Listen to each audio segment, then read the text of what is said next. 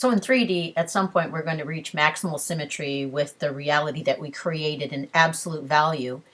And we're going to have the exact extreme opposite of what we really wanted. The more we moved further along this side of the number line, thinking we were creating our values, we were creating the opposite. That's maximal symmetry. A collective example of maximal symmetry in third dimensional consciousness is Nazi Germany. They were trying to create a perfect Aryan race, blonde hair, blue eyes, and that meant if they were going to have just that perfect race, then they had to exterminate the others.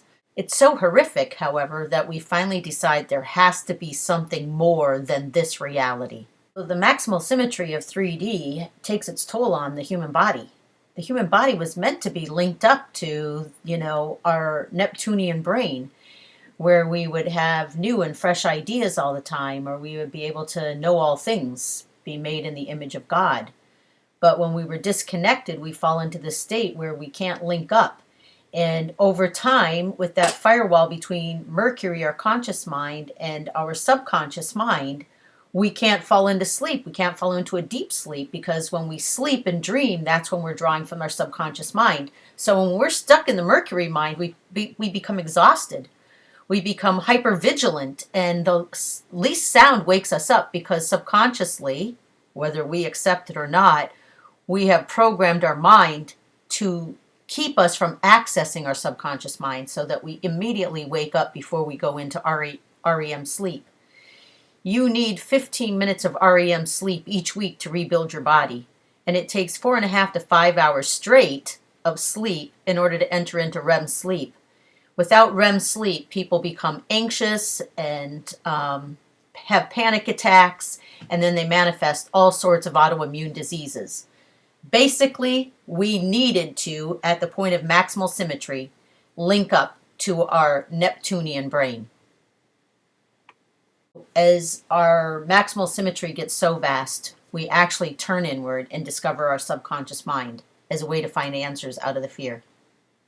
So once you decide to look past the seen world, you have to encounter Neptune, which is the subconscious mind. In the fourth dimension, scientists say we add space-time, or time and space merged together as space-time, as the fourth dimension. In the 3D, you have just the physical length, width, height. In the fourth dimension, they begin to move somehow. We have to see some element of time, is what a lot of scientists call it. Like the cube was here, now it's here. There's been some movement, so there's got to be a concept of time. Or the concept of everything expanding, which is what maximal symmetry was. But the best example up here is this one that shows the space-time continuum and the past and future at the same time. You see a true example of the context between the dimensions. First, we fell into 3D and created karma, or duality, or maximal symmetry. Now our karma comes out to play in the fourth dimension, and we need to resolve it, which once resolved moves us into the fifth dimension. But part of that resolution is that we need to move back and forth between the present and the past in order to revisit the karma and resolve it. That's where the time travel concept comes in. We had just this conscious mind. We thought we were creating one view of the world that was what we desired. In fact, we were creating the opposite at the same time. So that's buried down here, and when we decide that we no longer really like our physical reality, we want to know, we think there's something more, then we turn around and we look into the subconscious mind, which is Neptune, which is the 90 or 95% mind that is a repository of our entire past life experiences. All of human history is reposited in the Neptune Godhead, where we can know all things. So our monsters come out to play. They break through the firewall because we're willing to let this begin to happen, or the energies say it's time for it to happen. And they come into our physical life. Our worst fears are manifested. That is the karma we need to learn to deal with in the fourth dimension. The timing of karmic resolution for each of us can be seen in the astrology chart of Saturn and Neptune to our natal Saturn and Neptune.